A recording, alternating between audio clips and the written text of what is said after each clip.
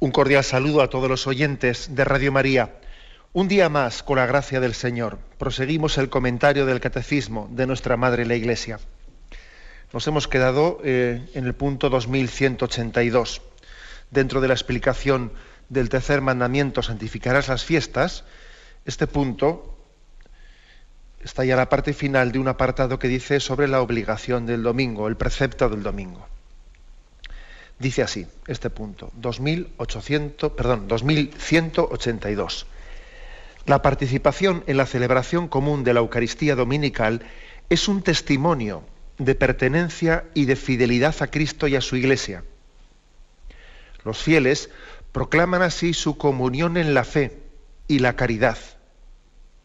Testimonian a la vez la santidad de Dios y su esperanza de salvación.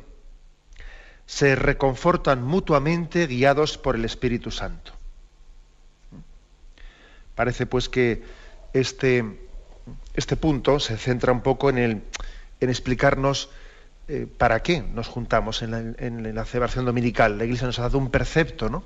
Pero también es importante que motivemos, que subrayemos los para qués, ¿no? Entonces aquí lo primero que dice este punto es que nosotros testimoniamos, hay un testimonio en la participación dominical. No es el único aspecto, ¿no? Porque claro, este punto hay que tomarlo en el contexto de los anteriores y de los posteriores. Pero aquí lo que se subraya es que la participación en la celebración común de la Eucaristía dominical es un testimonio. Un testimonio. Bueno, testimonio dice de fidelidad a Cristo, de pertenencia a Él y a su Iglesia. Yo quiero subrayar esto, el hecho de que nosotros, como cristianos que somos, tenemos un deber de ser testigos de Jesucristo. Y claro, y uno dice, bueno, ¿yo cómo lo hago, no? ¿De qué manera puedo ser testigo de Cristo? ¿De qué manera testimonio ante las demás las cosas, etcétera, ¿no? Y cómo hablo, y en la fábrica, y en el contexto en el que estoy. Es muy difícil hacer apostolado. Hacer apostolado en un ambiente adverso es complicado, ¿no? ¿Cómo puedo ser yo testigo de Cristo? Y además, en el sacramento de la confirmación, especialmente, a todos aquellos que se nos ha sellado con el sello del Espíritu Santo, se nos envía a ser testigos de Cristo. Y, bueno, ¿yo cómo testimonio mi fe, no? Bueno, en principio, haciendo en cada momento lo que debo de hacer. El mejor testimonio es hacer en cada momento las cosas como si fuesen el momento cumbre y álgido de mi vida. Es decir, que ese es el mejor testimonio. Ya comáis, ya bebáis, ya descanséis, ya trabajéis, hacedlo todo para la gloria de Dios. Que las cosas sean hechas con intensidad, ¿no? Creo que conoceréis esa anécdota que se cuenta, y creo que es de San Luis Gonzaga, creo recordar, ¿no? Un novicio jesuita que dice que estaban en el recreo, unos cuantos novicios jesuitas, y hablaban entre ellos, no tenían conversaciones espirituales. Y entonces uno pues les dijo a los demás, ¿no? Oye, si supieseis que ahora es el fin del mundo, que va a ser enseguida, ¿no? En un cuarto de hora, en media hora el fin del mundo, ¿vosotros qué haríais? Y uno dijo, pues yo iría a la capilla y haría un acto de consagración, pues al corazón de Jesús. Yo iría corriendo a donde mi familia y les avisaría para que se preparasen. Dijo, yo iría a donde unos amigos que tengo alejados, y etcétera, etcétera, ¿no? Y él, cuando llegó el turno de San Luis Gonzaga, él dijo, pues yo seguiría jugando, porque es la hora del recreo y ahora lo que nos toca es jugar, ¿no? Bueno, esa anécdota, que no sé si es histórica o no, pero bueno, lo importante es la enseñanza de la anécdota. ¿Qué quiere decir? Que la mejor manera de dar testimonio es hacer en cada momento lo que estamos llamados a hacer, vivir en intensidad cada momento de nuestra vida. Ese es el mejor testimonio. Ese es el mejor testimonio. Dar testimonio no es hacer un teatro delante de los demás.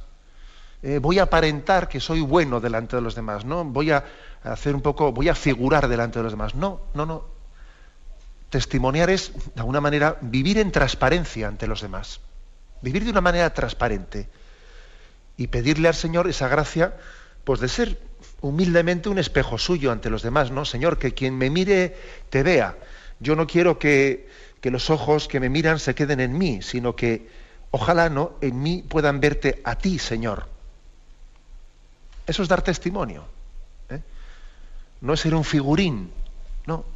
Es sencillamente hacer en cada momento lo que tenemos que hacer y además sin apropiarnos de tal cosa, sin vanagloriarnos de ello. Siervos inútiles somos, hemos hecho lo que teníamos que hacer.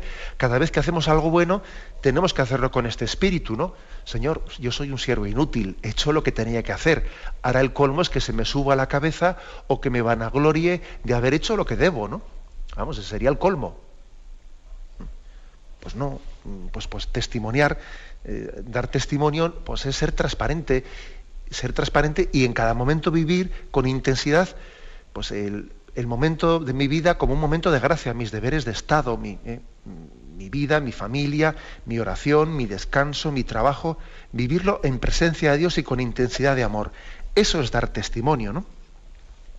En los evangelios hay dos pasajes que pueden parecer contradictorios, pero que no lo son. No lo son. Y uno es el de Mateo 6.1, donde dice: cuidad de no practicar vuestra justicia delante de los hombres para ser vistos por ellos. De lo contrario, no tendréis recompensa de vuestro Padre Celestial. Por tanto, cuando hagas limosna, no lo hagas trompeteando por delante, como hacen los hipócritas en las sinagogas y por las calles, con el fin de ser honrados por los hombres. En verdad os digo que ya reciben su paga. Tú, en cambio, cuando hagas limosna, no sepa tu mano izquierda lo que hace tu derecha. Así tu limosna quedará en secreto, y tu Padre, que ve en lo secreto, te recompensará. O sea que aquí se subraya mucho, pues que las cosas no las hacemos para ser vistos, con el fin de ser honrados, dice, se subraya eso mucho, ¿no? Entonces, incluso se nos da ese consejo de sigilo, ¿no? Ese santo consejo de hacer las cosas incluso con un cierto anonimato, no con la vocación de para ser vistos. Y se reprende a aquellos que son pregoneros de sus caridades. Ser pregoneros de, mira, porque yo he hecho esto, porque yo he hecho lo otro. Bueno. Sin embargo, en el mismo Evangelio de San Mateo, en el capítulo anterior, en el capítulo 5, versículo 14, dice: vosotros sois la luz del mundo. No puede ocultarse una ciudad situada en la cima de un monte, ni tampoco se enciende una lámpara y la ponen debajo del celemín, sino la ponen sobre el candelero para que alumbre a todos los que están en la casa. Brilla así vuestra luz delante de los hombres, para que todos vean vuestras buenas obras y glorifiquen a vuestro Padre que está en los cielos. Y entonces, uno podría decir, ¿esto no es contradictorio con lo anterior? ¿No dice en el otro sitio que no se entere la mano derecha lo que hace la izquierda? Y aquí se dice, brillen vuestras obras delante de todo el mundo para que viéndolas den gloria a Dios. ¿Cómo compaginamos una cosa con la otra, no? Pues yo creo que está bastante claro que no hay contradicción, y la prueba de que no hay contradicción es que lo dice el mismo Evangelio de San Mateo, y además lo dice seguido, en el capítulo 5 y el capítulo 6. Evidentemente no hay contradicción. La clave está en ese matiz que dice Jesús, no obréis vuestras obras para ser vistos, con el fin de ser vistos, ¿no? La clave está en nuestra intencionalidad, que tenemos siempre que estar interiormente purificando. Siempre tiene que haber una labor interna de purificación de nuestra intencionalidad. Tener una rectitud de intención. Una rectitud de intención, que obremos las cosas buscando la gloria de Dios y no la gloria propia. Que nosotros, que por testimonio entendamos, por testimonio, pues ser reflejo de la luz de Dios ante los hombres, ¿no? Y no ir a lucirse, que no es lo mismo ser luz de Dios que ir a lucirse. Es que es totalmente distinto. Y claro, ¿y cómo distinguimos eso? Pues mira, eso supone pues una vida interior, supone una rectitud de intención, supone estarte purificando, tener oración, vivir en presencia de Dios, no vivir en presencia de ti mismo, y yo, sino que Dios sea tu público y que ante Él purifiques tus intenciones. Eso supone una vida interior seria, claro. Hacer las cosas no para ser vistos, no ante los hombres, ¿no?, sino ante Dios. Dios es mi público. Bien, en este sentido es como hay que entender que esta invitación que aquí se nos dice a vivir la Santa Misa, a vivir la Eucaristía Dominical como un testimonio, no para ser vistos, para dar gloria a Dios. Y aquí entendemos por testimonio hacer en cada momento lo que toca hacer, sabiendo que el que hace lo que debe, sin darse cuenta, ya está dando testimonio. Está dando testimonio, es así la cosa. Bueno, es una invitación importante esta, pues. Y es que hay que decir que hoy en día vivir la Eucaristía Dominical y vivirla alegremente y vivirla coherentemente, y que una persona tenga el centro de su domingo, el centro del fin de semana sea el domingo y el centro del domingo sea la Eucaristía Dominical, eso es un testimonio. Es un testimonio importante, ¿no? Porque cuestiona todos estos planteamientos de la secularización, los cuestiona, ¿no? Además es contracultural, ¿no? Y hasta tal punto es contracultural que muchas veces cuesta dar ese testimonio, cuesta darlo. Ocurre que hay muchas personas que hasta tienen el problema que se avergüenzan del buen camino. Tienen cierta dificultad, ¿no?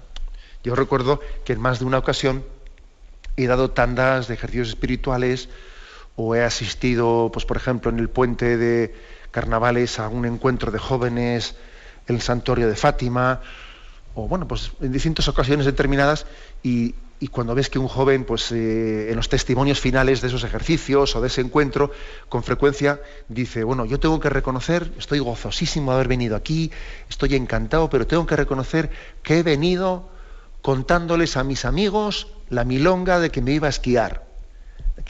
Porque no me he atrevido a decirles, me voy a unos ejercicios espirituales, me voy a una convivencia en Santuario de Fátima, me voy a no sé dónde. Y lo primero que voy a hacer cuando regresé es decirles a mis amigos dónde he estado y el gozo y alegría que he tenido de vivir, pues, este encuentro con el Señor, ¿no? O sea, es decir, cuesta a veces ser testigos en ambientes complicados, ¿no?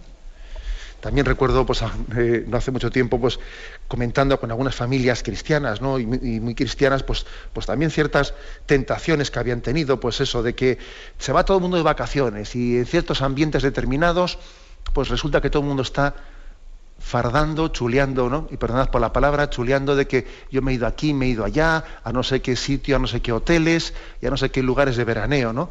Igual, pues una familia cristiana, que, bueno, pues que encima igual tiene más hijos, que los que no viven esa vida cristiana, tiene más hijos, pues, y tiene que vivir de una manera más austera, porque también ha hecho una opción por la generosidad en la transmisión de la vida, pues igual no se puede permitir el andar por ahí de hoteles con todos los niños y de esa manera, y tiene que buscar unas formas de vivir las vacaciones, pues más austeras, pues bien sea pues yendo al pueblo, o bien sea viviendo de no sé qué manera más austera, o arreglándose en un tipo de instalaciones pues distintas, ¿no?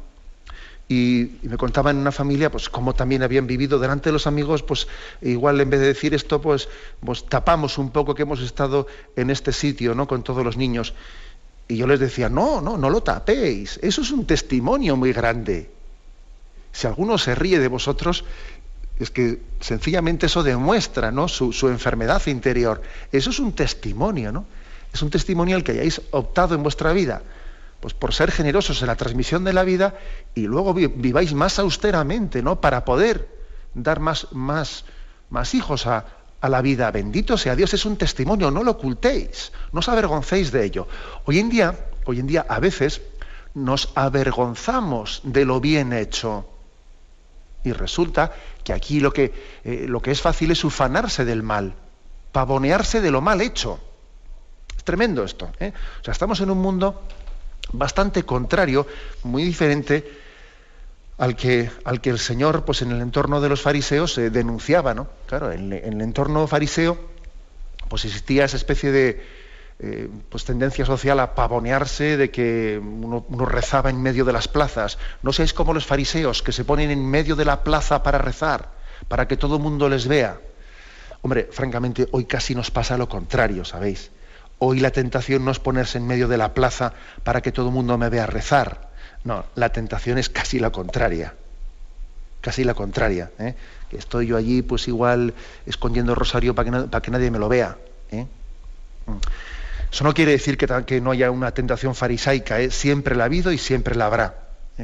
Pero especialmente, yo creo que la tentación de nuestros días en tiempo de secularización es, bueno, pues el que tengamos la dificultad de vivir en transparencia lo que hacemos, ¿no? Parece que tenemos que avergonzarnos de ello, tenemos que ocultarlo.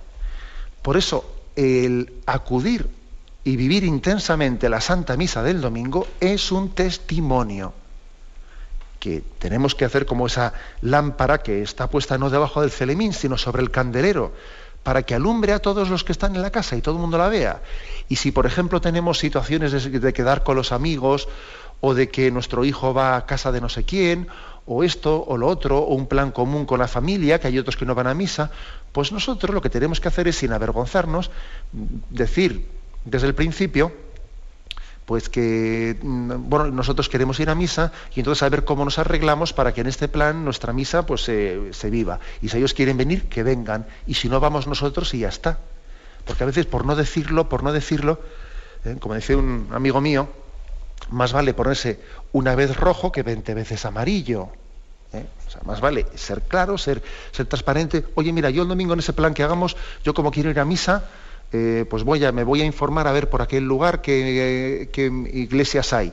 Entonces, bueno, vosotros si queréis venir, pues nada, venís. Y si no, pues ya haremos un plan de que nos encontramos después a la salida. Eso es un testimonio. Eso es un testimonio, ¿no? Y creo que tenemos que sencillamente vivirlo con transparencia. Hacer en cada momento lo que toca hacer, ¿no? Creo que esa es una forma de ser testigos de su gracia. Tenemos un momento de reflexión y continuamos enseguida.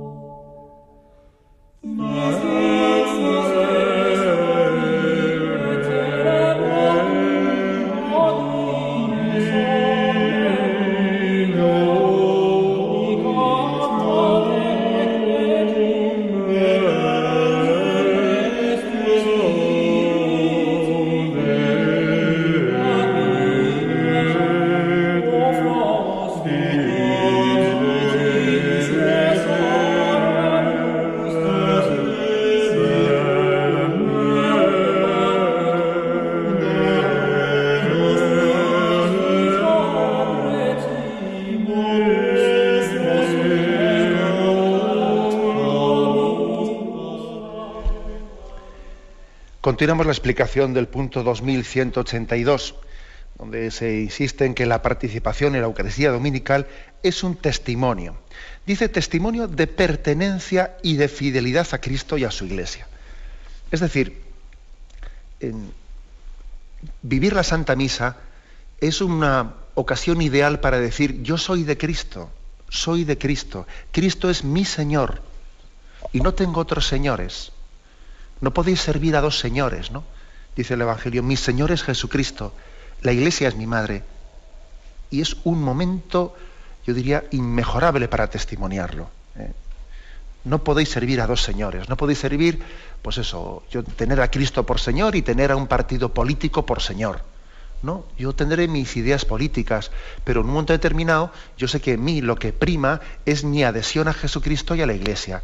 Y si choca en algo, pues la doctrina o la práctica de ese partido político con mi adhesión a Jesucristo, si hay un conflicto, lógicamente lo que primará será mi adhesión a Cristo y a la Iglesia.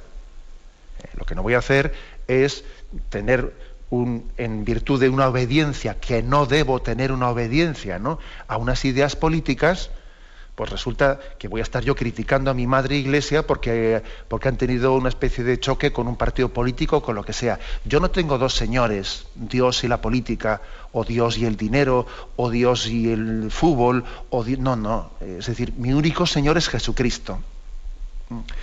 Y esto es algo que lo estamos proclamando en la asistencia a la Santa Misa, porque en ella nos alimentamos de Cristo. La palabra de Dios es nuestro alimento, nuestro referente. Desde ella juzgamos el resto de las cosas. Uno recibe la palabra de Dios y ella le da la capacidad de tener un juicio crítico del resto de las cosas que vivimos en la sociedad, ¿no? Un juicio crítico de cómo se vive pues la educación, de cómo se vive la política, de cómo se vive pues la vida laboral, etcétera, etcétera, ¿no? Yo no tengo dos señores. Un cristiano tiene un único Señor. Yo soy de Jesucristo, ¿no? Esto es importante. Recientemente pues ha ocurrido una anécdota un episodio hermoso donde los haya, y es que pues Ingrid Betancourt, que sabéis que había sido secuestrada durante más de 6 años, cerca de 7 años por la guerrilla en Colombia, por las FARC, después de su liberación ella mostró su deseo de ir a verle al Papa, y en el encuentro que tuvo con el Papa, pues el día 1 de septiembre, el Papa hizo con ella, pues yo creo que una conversación cual si fuese de una especie de dirección espiritual, ¿no? Porque ella le manifestó que ella se había consagrado al corazón de Jesús el día 1 de junio, ¿no? Cuando todavía estaba allí en la selva, allí estaba presa, y allí ella había hecho una consagración al corazón de Jesús. Y le había dicho, yo seré tuya. Le había pedido que le protegiese, que le liberase, ¿no? Y yo seré tuya. Y luego el corazón de Jesús le había concedido esa gracia, ¿no? Y ella le pregunta al Papa en la entrevista que tiene con él, ¿no? Le pregunta, Santidad, ¿yo cómo puedo cumplir ahora esa promesa que le hice al corazón de Jesús de ser suya? ¿Qué significa ser de Cristo? ¿Qué significa pertenecer a Cristo? ¿Cómo puedo yo llevar eso a la práctica? Le preguntó Ingrid Betancourt al Papa, ¿no? Y el Papa le respondió, Él te irá mostrando el camino de cómo ser suya. Tú síguele en fidelidad. Una respuesta muy, muy hermosa. Bueno, ¿de qué manera podemos ir mostrando en la vida que yo soy de Cristo, que Él es mi Señor? Bueno, pues por ejemplo, viviendo la Eucaristía dominical como el momento central. Él es mi Señor y es el centro de mi vida. No es le dejo a Él si me sobra algo de tiempo. No, Él es el centro, es mi Señor. Y además desde la palabra de Dios revisto, ¿no?, mis criterios de la palabra de Dios para desde ellos juzgar y criticar el resto de las cosas, ¿no?, y valorarlas desde los ojos de Cristo. Por tanto, dice aquí, es un momento de testimoniar mi pertenencia y mi fidelidad a Cristo, mi único Señor. También es un momento, dice aquí, de proclamar, una forma ideal de proclamar la santidad de Dios. La santidad de Dios. Como hemos dicho en algún programa anterior, además hubo una oyente que hizo una intervención que yo creo que fue muy, muy clarificadora. Decía ella que en su trabajo, que la oficina, que a veces se hablaban de estos temas, y el resto de los compañeros sabían que ella era una católica practicante, y bueno, pues ya sabemos eso, lo que suele a veces suscitar de críticas o de ridiculizaciones, ¿no? Y claro, la típica pregunta, ¿y tú por qué vas a misa? ¿Te crees que eres mejor que los que no van y no sé qué? Y bueno, y decía ella que ella respondía, no, yo voy a la Eucaristía en primer lugar, pues porque yo necesito dar gracias a Dios. Dar gracias a Dios.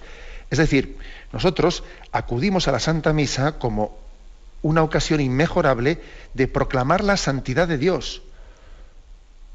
Porque Dios es bueno. Porque Dios es bueno. Es decir, yo en el fondo no voy a misa ni siquiera en primer lugar para ser yo bueno, o para que Dios me haga favores, o para no sé qué. No, yo en primer lugar voy a la Santa Misa para proclamar la gloria de Dios, para decir qué bueno es Dios, para en el fondo ser como el leproso, aquel que cuando fue limpiado, cuando fue curado, sintió la necesidad de volver a dar gracias. Y Jesús dijo, ¿no había curado yo a 10 leprosos? ¿Y los otros 9 dónde están? Solamente ha venido este a dar gracias. O sea que, por lo tanto, la primera razón de ser de la vivencia de la Eucaristía dominical es dar gloria a Dios, alabarle, darle gracias. Y luego, por supuesto, que habrá otras razones, pero esta es la primera, proclamar la santidad de Dios, dice aquí. Testimonian a la vez la santidad de Dios y su esperanza. Otra razón de ser, lo dice en la frase final, reconfortarse mutuamente guiados por el Espíritu Santo. Bueno, quiere decir que nosotros necesitamos también de una ayuda mutua. No se puede ser cristiano por libre. Es muy fácil que en ese camino uno pues tenga desalientos, momentos de desalientos, ¿no? Es así, eso es. Yo recuerdo que en el Camino de Santiago, que tuve ocasión de hacer hace ya unos cuantos añitos, ¿no?, con un grupo de 12 jóvenes, pues después fue un comentario entre nosotros haciendo una pequeña evaluación. Dijimos, oye, ¿te das cuenta cómo a lo largo del Camino de Santiago todos hemos tenido momentos malos? Tú tuviste un momento de bajón, pues allá por Burgos. A ti, al otro le pegó una pájara, como se dice, ¿no?, allá por el Febreiro. Otro no sé qué. Pero, curiosamente, por la gracia de Dios, esos momentos de bajones los tuvimos alternativamente, ¿no? Y cuando uno le cogía la mochila al otro, pues mira, luego a la semana siguiente era ese el que le cogía la mochila al anterior. O sea, eso está evocando también la realidad de la vida, ¿no? La vida es corta, pero al mismo tiempo es lo suficientemente larga para que todo el mundo tenga momentos en los que necesita de apoyarse en los demás, cual si bastones fuésemos, ¿no?, para podernos ayudar a caminar mutuamente. Es decir, tenemos que reconfortarnos mutuamente, como dice aquí. La Eucaristía dominical es también necesaria para reconfortarse mutuamente. Por eso también que la Iglesia católica pues suele, incluso más allá que la Eucaristía dominical, de vez en cuando también pues organiza encuentros especiales, como puede ser, pues eso, ¿no? Bueno, ni que decir, tiene las Jornadas Mundiales de la Juventud para los jóvenes, o otro tipo de encuentros nacionales o arciprestales, etcétera. Pues también los arciprestazgos a veces suelen organizar encuentros de fin de curso pastoral. Bueno, todo eso es importante porque el encuentro mutuo entre nosotros está también disipando tentaciones de desaliento, tentaciones de soledad. Necesitamos reconfortarnos mutuamente. Dios ha querido que caminemos no en solitario. De hecho, Él envió a los discípulos de 2 en 2. No les envió solos, les envió de 2 en 2, porque Él sabía que iban a necesitar uno del otro. Reconfortados mutuamente la Eucaristía dominical. Y también hay una razón más de la Eucaristía dominical que está aquí insinuada en el punto paralelo al que se nos remite, que es el punto 815, ¿no? Y es que cuando decimos que la Iglesia es una, santa, católica, cuando decimos que es una, también allí se explica en aquel punto del catecismo que existen vínculos para la unidad. Hay vínculos en los que se visibiliza la unidad que tenemos entre los cristianos, ¿no? Y la unidad tiene que ser visible. Una unidad invisible, madre mía, a ver qué unidad es esa. O es un sueño, o es una quimera. La unidad tiene que ser visible. Entonces, en aquel punto se dice que los signos que hacen visible la unidad de los cristianos, de los creyentes en Cristo, son, primero, la profesión de una misma fe recibida de los apóstoles. O sea, rezar todos juntos el mismo credo. La celebración común del culto divino, sobre todo de los sacramentos. O sea, tener una misma fe, adherirnos al mismo credo. Segundo, rezar juntos, tener el mismo culto, participar unidos en la liturgia. Y tercero, la sucesión apostólica por el sacramento del orden, ¿no? Es decir, la sucesión apostólica a través de cómo los apóstoles, en ellos se está dando entre ellos la sucesión desde Jesucristo, desde sus 12 apóstoles, hasta los obispos actuales, ¿no? Y eso es una unidad, es una unión de sucesión apostólica entre nosotros. Nosotros No pretendemos ser seguidores de Cristo, sino engarzados en la unión de la sucesión apostólica que durante 2000 años ininterrumpidamente se vive en el seno de la Iglesia. Bien, estos son signos visibles de comunión entre nosotros. Creer en un mismo credo, y el credo está, digamos, explícitamente dicho con unas fórmulas determinadas, que todo el mundo se adhiere a ellas. Creer en un solo Dios, Padre Todopoderoso. Segundo, celebrar en común la liturgia, todos unidos rezando en común. Y en tercer lugar, la sucesión apostólica que nos une a todos a través de esa sucesión de 2000 años con Jesucristo, ¿no? Bueno, estos son signos visibles de unidad, ¿no? Por lo tanto, la vivencia de la misa dominical es muy importante para que en ella se visibilice que somos uno. Y Jesús nos quiso uno, nos quiso unidos. Él rogó al Padre para que todos fuésemos uno. Que todos sean uno, Padre. Como tú y yo, Padre, somos uno. Así reza Jesús en aquel discurso de después de la última cena. Si no viviésemos la Eucaristía del domingo, si la Iglesia no se hubiese reunido después de la resurrección de Jesús, dominicalmente, ¿no?, para celebrar la Eucaristía, que no nos quepa la menor duda que nos hubiésemos disgregado, pero rápidamente, ¿no? Que no os quepa duda de que si la fe católica no hubiese sido confesada domingo tras domingo, si el credo no se hubiese sido confesado durante 2000 años, pues al final no se sabría ni en qué creemos, ¿no? La prueba es que un silencio prolongado de nuestra fe es casi un sinónimo de una duda consentida. Cuando uno durante mucho tiempo, no es que niegue, pero sin negar no confiesa explícitamente, ¿no?, su fe, un silencio prolongado en la confesión de la fe acaba siendo sinónimo de una duda consentida. Es que es así. Lo que no se expresa acaba debilitándose. Luego, también acudimos a la Santa Misa los domingos, pues para, como hemos dicho antes, para proclamar la santidad de Dios, para darle gloria, para reconfortarnos mutuamente, para manifestar nuestra pertenencia y también para reforzar nuestra unidad. Somos uno. Y un signo visible de nuestra unión en Cristo es la asamblea dominical. Sin ella, que no os quepa duda que para estas horas ya no tendríamos fe. Para estas alturas la habríamos perdido. Bien, tenemos un momento de reflexión y continuaremos enseguida.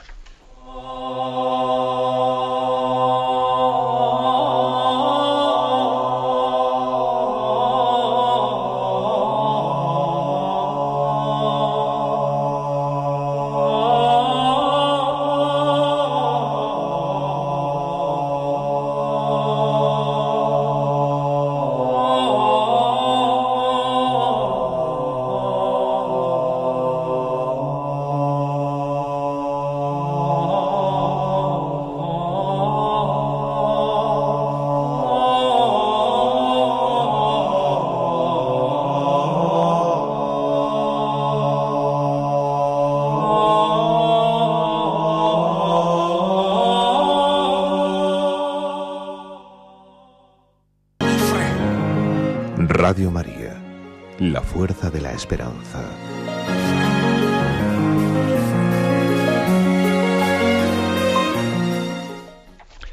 Continuamos con el punto 2183. En este punto ya concluimos esa parte que tiene como título la obligación del domingo.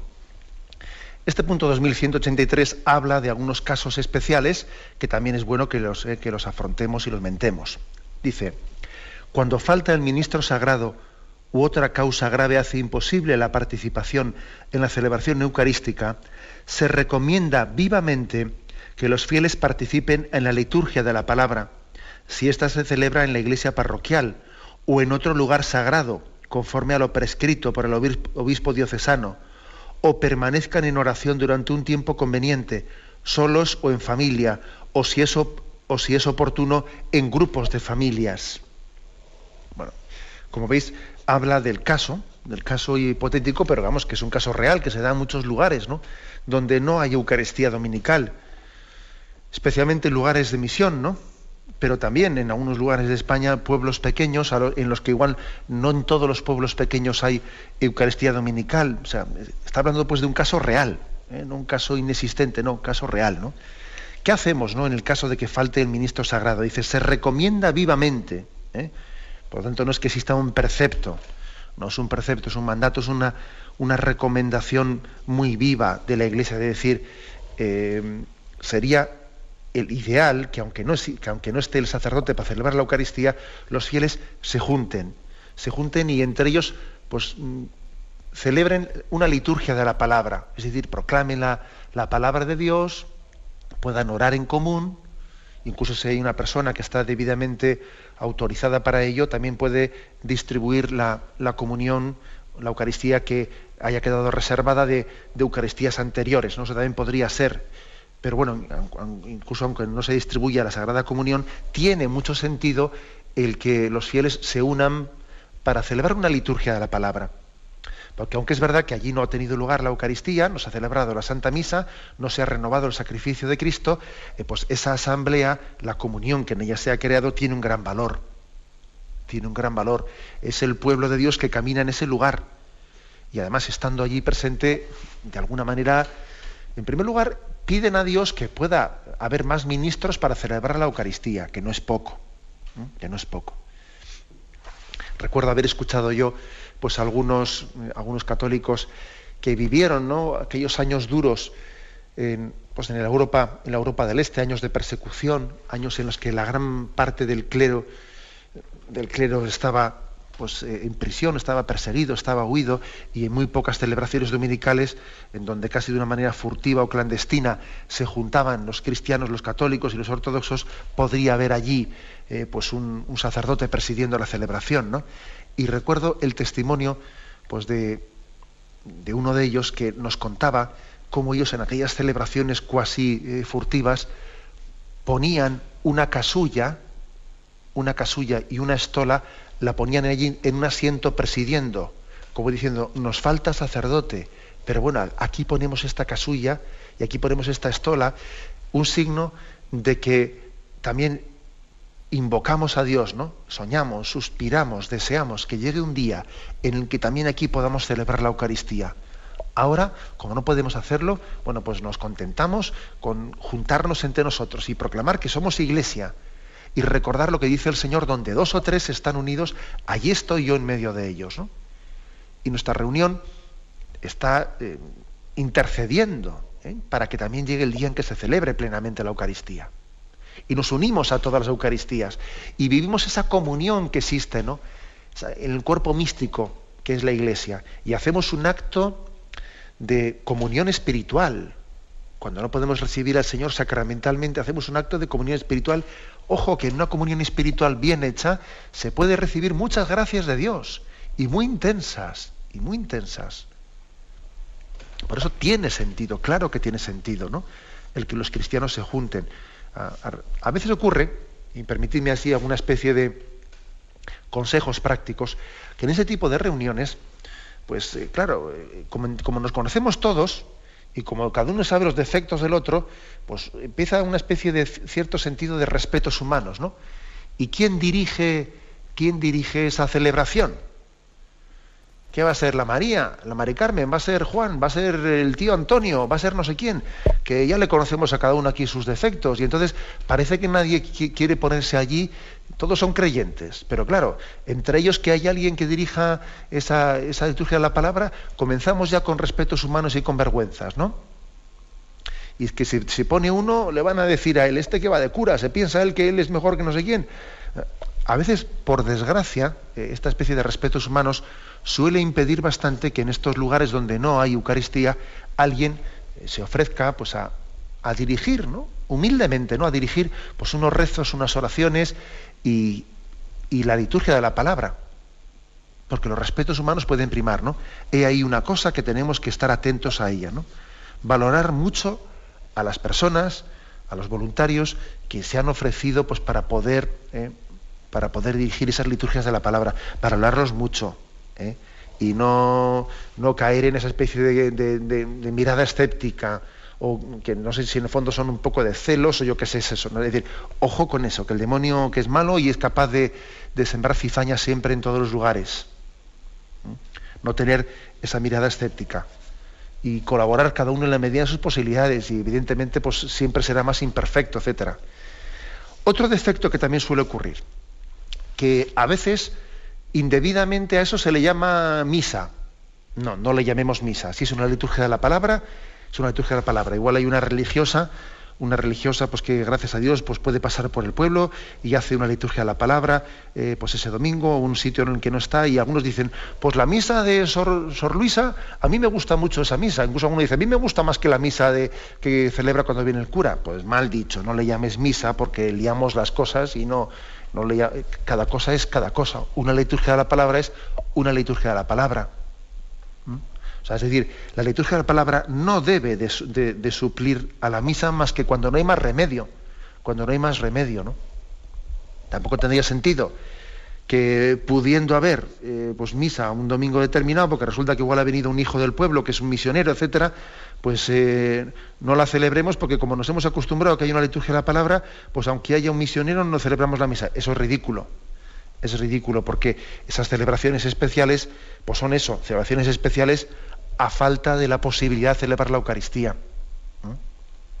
Y entonces tampoco tenemos que caer en esa ridiculez de que parece que la liturgia de la palabra le damos el mismo valor que si fuese la Eucaristía. No le damos el mismo valor. Sencillamente es cuando no hay posibilidad de celebrar la Eucaristía, entendemos que es bueno, es conveniente, está vivamente recomendado, pero no lo confundimos con la Eucaristía. Ya sabemos que es una cosa distinta, porque ahí no está teniendo lugar la consagración, ahí no está teniendo lugar la celebración del sacramento de la Eucaristía, y lógicamente pues es esencialmente distinto. Incluso aunque se distribuya al final la Eucaristía, que estaba reservada en el sagrario, es distinto, ahí no se ha ofrecido el sacrificio de Cristo de esa manera. Pero, sin embargo, aunque no lo confundimos con la misa, sin embargo, tiene un valor grande. Un valor grande por lo que supone de juntarnos, de no permitir, porque, ojo, cuando durante un cierto tiempo, pues, hay personas que, por motivos de que no hay Eucaristía dominical, uno coge el hábito de no ir a la Eucaristía, no ir a la Eucaristía, luego pierde el hábito y a ver si luego cuando lo haya va a dejar de ir ya. Y luego también otro consejo práctico, especialmente me refiero así para los pueblos de nuestro entorno de España que igual no tienen misa dominical. En algunos lugares se observa que uno dice, bueno, no hay misa dominical, ¿no? Y bueno, pues entonces no podemos ir a misa. Y claro, y luego resulta que luego uno coge el coche y se va al pueblo, al otro pueblo, pues a echar una partida con los amigos, y ahí sí que hay misa. O sea que resulta que te coges el coche para ir a echar la partida con tus amigos al pueblo de al lado, ¿y por qué no has cogido el coche para ir a misa allá? Porque es una ridiculez también el que entendamos que para otras cosas nos desplazamos y para celebrar la Eucaristía no nos vamos a desplazar. O sea, yo creo que tenemos que priorizar ante todo y sobre todo, si para ir a por el pan, y si para ir a verme con mis amigos, echar la partida, y si para ir a no sé qué, nos desplazamos a un sitio, hombre, digo yo que también para la Eucaristía también podremos hacerlo, ¿no? Es decir, no vincular la Eucaristía dominical a nuestros hábitos cómodos. Si en situaciones determinadas resulta que vivir la Eucaristía supone mover hábitos nuestros, movámoslos. Bendito sea Dios que nos da una ocasión de demostrar nuestra fe, moviendo y reestructurando nuestras costumbres para seguir priorizando la centralidad de Cristo. Pues bendito sea Dios. Si yo tenía la costumbre de organizar el día así, pues ahora lo organizo asao, de otra manera, y Cristo es mi centro. Pero no seamos tan cómodos, que no sé, que en cuanto que la cosa se nos trastoca de lo que tradicionalmente lo hemos hecho, parece que ya la Eucaristía no tiene centro, no tiene lugar en nuestra vida. Son consejos prácticos ante los que tenemos que estar atentos.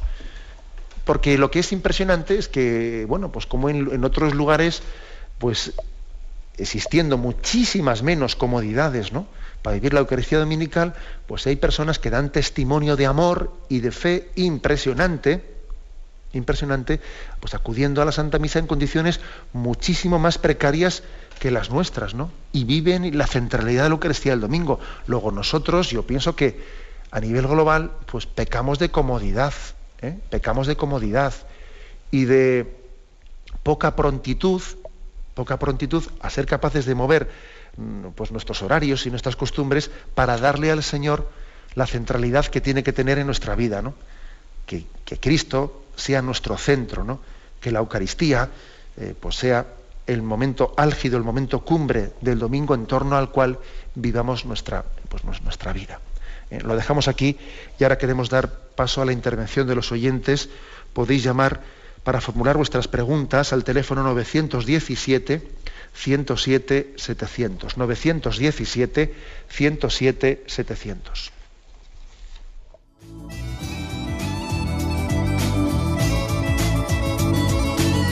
¿Le gustaría tener sus programas favoritos de Radio María en CD o DVD? Ahora es posible.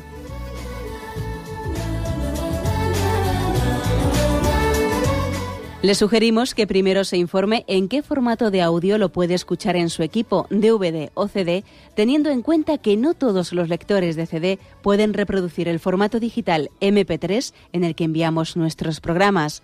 Y luego, si quiere en su casa esos programas que tanto le gustan, solo tiene que escribir una carta a Radio María, Paseo Lanceros 2, primera planta, 28024, Madrid, indicando si lo quiere en CD o DVD y cuántos programas. También le rogamos que escriba su nombre, dirección y no se olvide de facilitarnos un teléfono de contacto para cualquier duda que nos surja.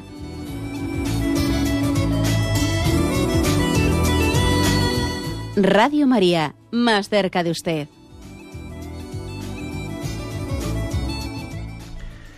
Sí, buenos días. ¿Con quién hablamos? Buenos días, con José de Tarragona. Adelante, José. Sí. Monseñor, los pasados días usted habló de la parroquia. No me fue posible comunicarme con usted. Si me lo permito, lo haré ahora. Adelante. En las parroquias, aunque no es cosa nueva, me parece hay mucha ignorancia religiosa.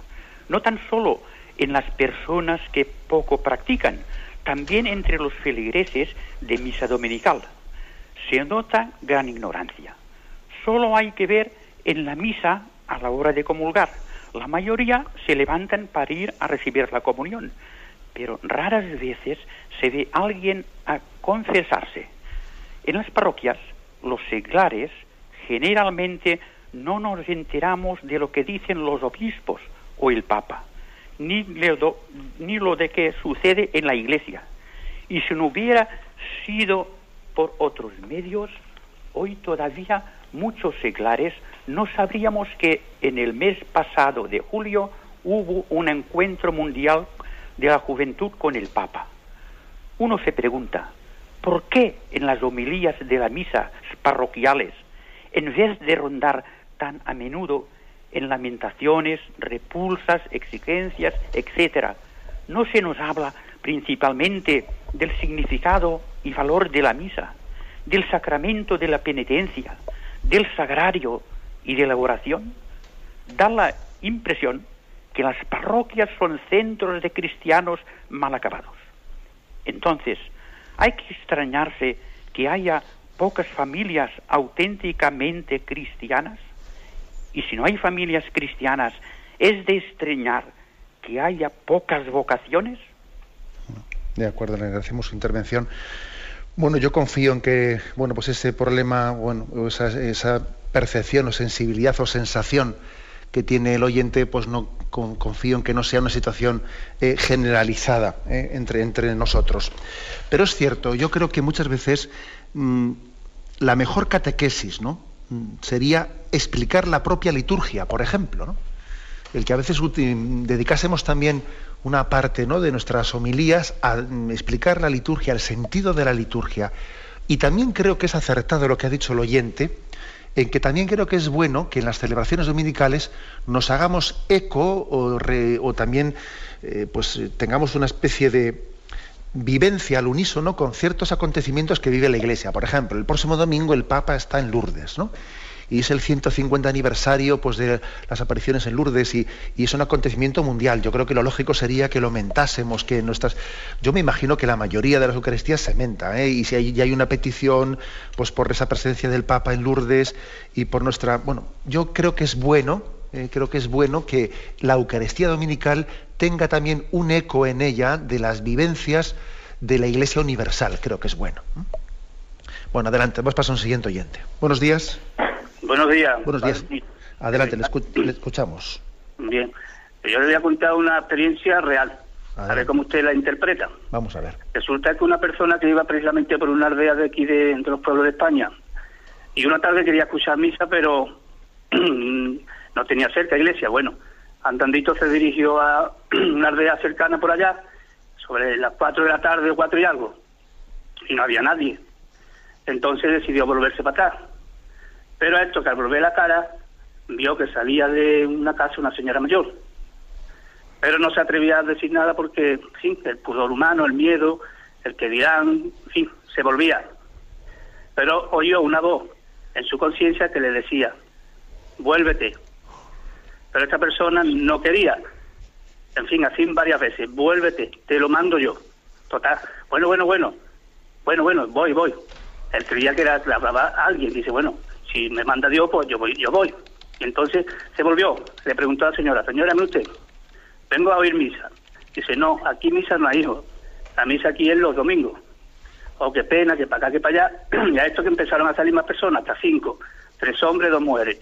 Y todo el trayecto que iban a hacer estas personas andandito, como iban en dirección de donde esta persona venía, pues fueron andando. Total, hablaron de Dios, de la vida, de las cosas, en fin. Que cuando se despidió, las personas mayores muy contentas, que bien hablado, que no sé cuánto.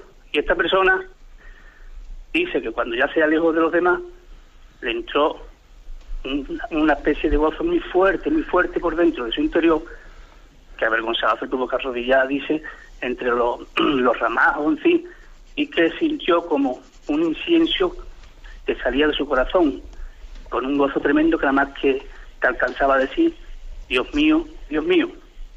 Eso fue esa experiencia. Aquí dice, mire padre, dice el Señor aquí, seréis sacerdotes de mi iglesia, seréis por lo tanto médicos y maestros de los espíritus. Recordad estas palabras mías, no será el nombre que llevéis, ni la vestidura, ni las funciones que ejercitéis lo que os hará sacerdote, esto es, ministro de Cristo. De acuerdo, disculpe de que le cortemos un poco para que no sea tan larga la intervención, porque es importante que seamos un poco breves, ¿no?, en las intervenciones que hagamos. Bien, yo únicamente permítame un matiz en la experiencia que cuenta.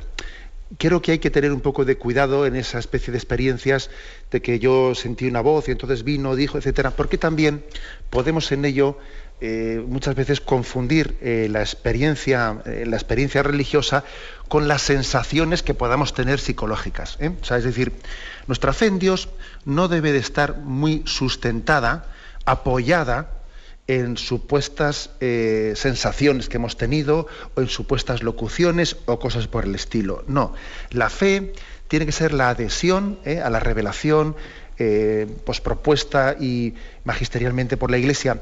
Hay que tener siempre una tendencia de purificación de cuando nuestra fe se apoya en sensaciones, en percepciones, en locuciones, en visiones. Ese es un aspecto que creo que es importante. No digo que usted lo haya dicho explícitamente, pero sí que creo yo que a nivel pedagógico es bueno que lo diga para todos los oyentes, ¿no? Que nuestra fe no se base en sensaciones impersonales, psicológicas, que por ahí podemos ser fácilmente engañados. Bueno, adelante, damos paso a un siguiente oyente. Buenos días. Sí, hola, buenos días, monseñor. Buenos días, sí. Que mi pregunta, que no corresponde a esta parte que usted ha explicado, pero sí, bueno, es de otra intervención. Cuando se dice de que todo lo que nosotros hacemos, por ejemplo, de bien, que es porque Jesucristo ha orado por nosotros, yo lo entiendo muy bien, ¿no? Y entonces, pues que nosotros en ese caso, que no debemos de orgullecernos, y esto porque es Jesús el que ha obrado. Pero y cuando hacemos mal, cuando obramos mal, también tenemos que echar la culpa a él o cómo. Es que en ese caso yo de verdad de que estoy un poco confundida cuando creo yo que es obra mía o cuando es obra en este caso de Dios, ¿no? Solamente eso quería, pero muchas gracias. Gracias a usted. No, yo creo que es claro que hay que decir que cuando obramos el bien, estamos dejando a Dios que obre en nosotros. Es decir, lo dice San Pablo, no soy yo el que vivo, es Cristo quien vive en mí. Y entonces obrar el bien supone que nuestra libertad la estamos utilizando, pues dejándonos mover por la gracia. O sea, es decir, nosotros obramos, claro, ahí también por nuestra parte una participación libre y meritoria, pero nuestra libertad está, digamos, concursando, o sea, está participando de la moción de la gracia. La gracia nos mueve y nosotros nos dejamos mover por la gracia. Cuando obramos mal, lo que ocurre es lo contrario, que no estamos dejando que estamos frustrando la gracia de Dios. El Espíritu Santo quiere mover nuestra libertad y nosotros no nos dejamos mover por él y por lo tanto estamos obrando mal. Luego, cuando obramos mal, tenemos que atribuirlo a que no somos dóciles al influjo de la gracia en nuestra libertad. Yo creo que esa es la explicación. Aunque sea brevemente, damos paso a una última llamada. Buenos días. Buenos días. Buenos días. Mira, sobre el 5 o el 6 de agosto, se celebró en Alicante lo que fuera la inauguración de los 50 años de la concatedral. Entonces, pues indulgencia plenaria con los requisitos confesión, comunión y demás. Pregunto, bueno, lo hice con una alegría y una paz tremenda. Si yo vuelvo otra vez y hago lo mismo, ¿vuelvo a ganar otra vez la indulgencia plenaria, todo eso, o ya solamente es una vez? Vamos a ver, la verdad es que desconozco cuáles son las atribuciones concretas que se ha dado en esa catedral a la forma de concederla, pero yo me imagino que sí, que cuando suele haber un año jubilar, mientras que está abierto pues esa puerta santa o lo que sea, pues en ese año jubilar, cada vez que uno se hace presente en ella con esa intencionalidad de vivir, puede volver a lucrar, como se dice, puede volver a ganar una indulgencia plenaria ofreciéndola por los difuntos o aplicándosela a sí mismo en su vida, ¿no? Lo lógico es que sea así, aunque habría que ver, digamos, en ese caso concreto de qué manera se ha decretado el año jubilar, pero lo lógico es que sea como yo le estoy diciendo. Bien, tenemos el tiempo cumplido. Nos despedimos con la bendición de Dios Todopoderoso, Padre, Hijo y Espíritu Santo.